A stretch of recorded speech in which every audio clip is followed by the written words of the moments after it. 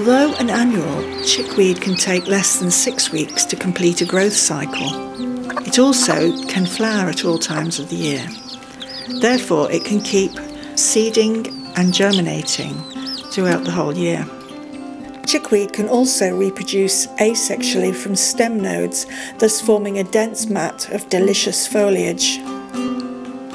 It has an ability to withstand everything but the hardest frosts. In the past, chickweed was used as a tonic for caged birds, particularly when they were off their feed. It is a very important element for wild birds, particularly those that live on arable farmland such as partridges, linnets and sparrows. The only drawback with chickweed is that it has an ability to absorb quite a lot of nitrate, which can be toxic in large amounts, particularly to ruminants. Therefore, when I pick the chickweed, I like to get it from amongst my neighbour's cabbage patch, as there it will be competing for nitrate with the very hungry feeder of the brassica. The very interesting and weedy underside of the cabbage bed. Chickweed does well in all kinds of soils, but in particular in the damp soils beneath large leaf crops such as the cabbages. So this is a good reciprocal homesteading idea. We need the weeds because we haven't got any of this chickweed, which is very high in vitamin C. And he gets his cabbages weeded. And it's not called chickweed for nothing. Come on, chickies! Oh no, they only speak French, don't they? Le mouron blanc. Chickweed. Oh, and here's a really old Polish hen. I think she's 10 and she's still laying. Yeah, girlie.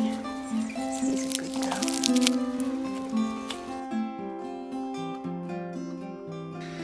This is Rupert.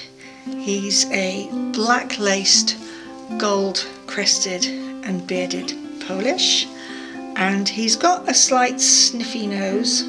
He's been sneezing slightly.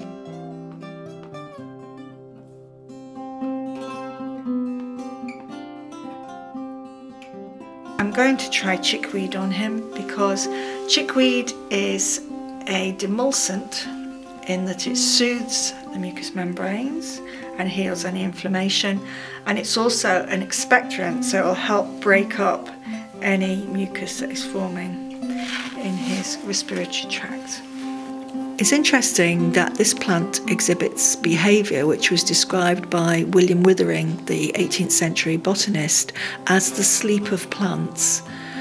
And this is the way in which the plant covers with its larger leaves the tender shoots and flower buds. This therefore means that even in the winter, these plants have tender, nutritious shoots, and I have observed that it is these shoots and flower buds and flowers that my birds always want to eat first.